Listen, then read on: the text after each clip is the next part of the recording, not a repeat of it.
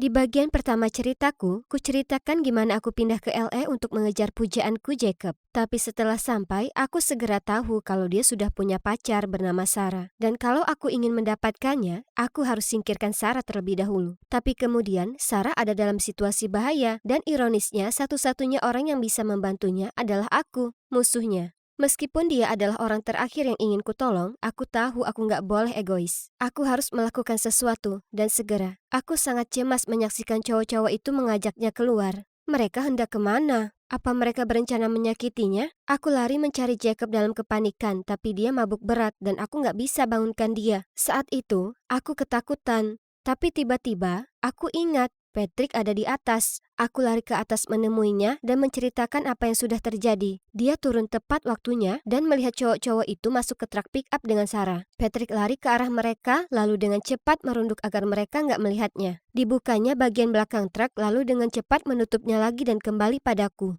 "Kamu ngapain sih?" bisikku padanya. Tiba-tiba truk itu pergi.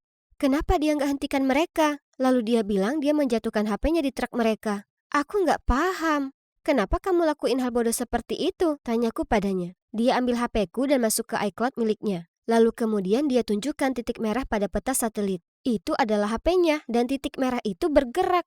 Ya Tuhanku, dia ini cerdik sekali. Kami lari ke garasi untuk mengambil mobilnya, atau setidaknya itulah yang kupikir. Tapi kemudian dia lemparkan helm padaku, lalu aku menyadari kami akan berkendara liar dengan sepeda motornya. Tapi nggak ada waktu untuk berdebat, bisa saja ini sungguh masalah hidup dan mati. Jadi aku melompat naik dan kami berangkat. Di sanalah aku, duduk di belakang si kutu buku sejati naik motor, pakai gaun rancangan desainer yang terus saja melambai di udara. Ku genggam HP-ku dengan satu tangan supaya aku bisa mengarahkannya. "Mereka menuju hutan," ujarku padanya. "Ini terlalu bahaya, ayo kita telepon polisi saja," saranku. Tapi dia hanya menjawab, "Pegang yang kuat, kamu bisa percaya padaku." Wow, aku nggak pernah dengar dia bicara seperti itu sebelumnya. Sangat berani dan yakin. Saat dia ngebut, aku berpegangan padanya lebih erat, hampir memeluknya. Kapan dia jadi begitu besar dan berotot?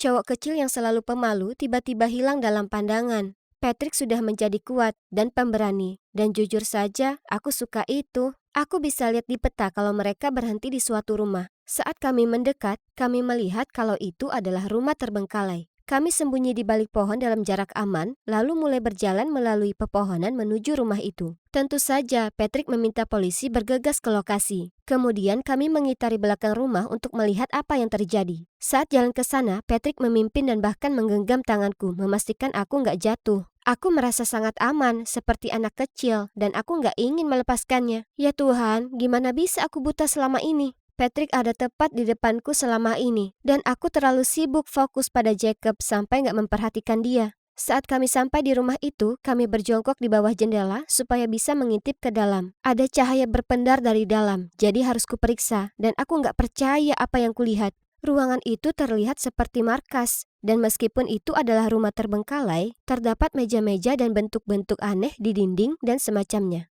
Lalu, kulihat Sarah. Dia duduk di sofa bersandar ke satu cowok. Salah satu cowok lainnya memberinya sesuatu untuk diminum. Dan aku mulai lebih panik lagi karena Sarah sudah kelihatan sangat mabuk. Lalu cowok lain masuk dan kudengar dia berkata, "Apa kita mulai sekarang?" Yang lain ketawa dan berkata, "Sebentar lagi." Lalu cowok yang sama terus memberinya minuman lebih banyak lagi. Sarah bahkan gak bisa buka matanya. Dia pada dasarnya nggak sadarkan diri. Aku noleh ke Patrick dan tanya apakah polisi sudah dalam perjalanan. Lalu ku bilang padanya kita nggak bisa nunggu lagi, kita harus menolongnya. Tapi Patrick menyuruhku tenang. Lalu dia menggandeng tanganku dan kami mengitari rumah menuju belakang. Kami menyelinap masuk setenang mungkin.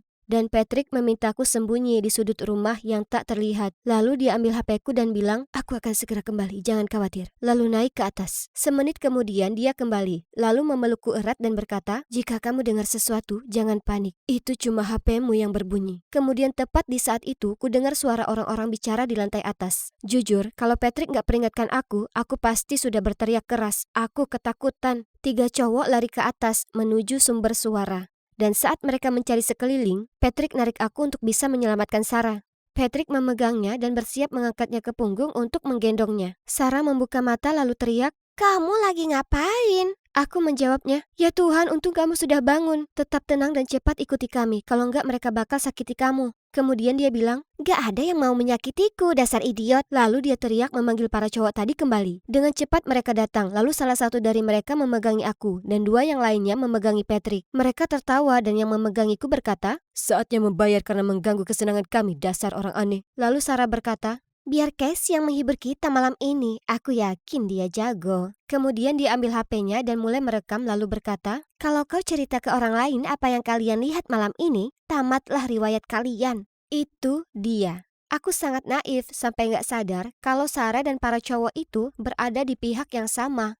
Saat itu, cowok yang memegangiku mendorongku ke sofa dan menahanku sangat kuat. Aku nggak bisa bergerak sama sekali. Aku nggak tahu apa yang akan terjadi padaku. Tapi tiba-tiba ada suara keras di belakang kami, dan Patrick berhasil melepaskan diri dengan mendorong mereka. Dia mulai berkelahi dengan 3 cowok itu. Jadi kupakai kesempatan itu untuk bangun. Tapi Sarah menarik rambutku, dan aku terpaksa menarik rambutnya untuk membebaskan diri. Untung polisi datang saat itu juga. Aku takut membayangkan apa yang bisa saja terjadi pada kami kalau mereka nggak datang saat itu. Sungguh jadi malam yang melelahkan. Kami ke kantor polisi dan kami semua diinterogasi. Sarah terus menangis dan berusaha berlagak jadi korban. Tapi polisi temukan kandungan alkohol yang tinggi dalam aliran darahnya. Dan tentu saja ada video di HP-nya di mana dia mengancamku. Para cowok itu juga mengaku kalau mereka cukup sering pergi ke sana. Dan malam itu bukanlah kali pertama mereka bertingkah liar sama-sama. Sekarang aku tahu betapa gila dan bahayanya LA. Selama ini kukira dia korban yang gak bersalah dan kupertaruhkan nyawaku untuk menolongnya. Setelah malam itu, Jacob sadar betapa jahatnya Sarah.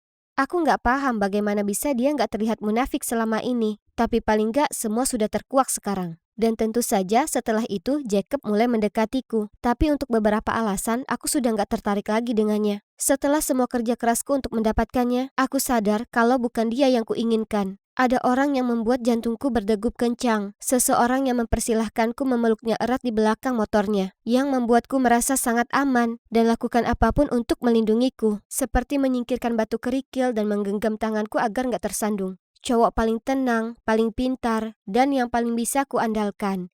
Dia ada di sana selama ini. Patrickku. Haruskah kuungkapkan perasaanku padanya? Atau bersama Jacob setelah semua yang kulakukan untuk mendapatkannya?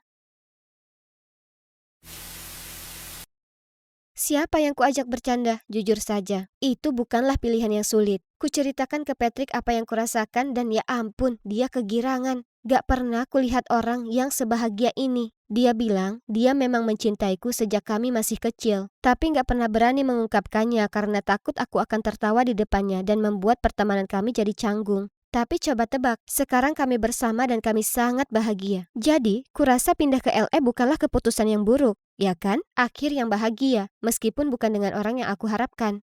Tapi terkadang itu adalah akhir bahagia yang terbaik.